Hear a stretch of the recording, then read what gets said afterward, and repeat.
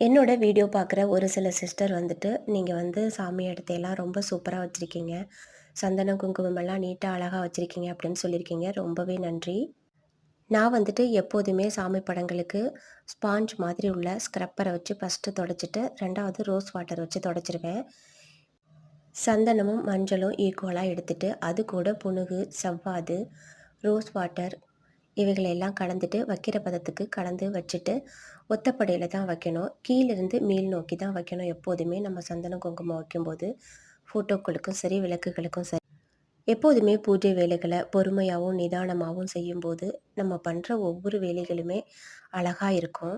மஞ்சள் மட்டுமே வச்சா அந்த அளவு பளிச்சுன்னு இருக்காது. மஞ்சளோட சந்தனமும் கலந்து வைக்கும்போது, நாள் பட அது பளிச்சுன்ட்டு இருக்கும். ஃபோட்டோவுக்கு பூ வைக்க முடியாது. அது மாதிரி இருக்கிறப்ப, பேனாவோட மூடிய எடுத்துட்டு, அதுக்கு பின்னாடி ஒரு ஸ்டிக்கர் வச்சு ஒட்டிட்டு தான் நான் பூ வைப்பேன். ட்ரை பண்ணி பாருங்க.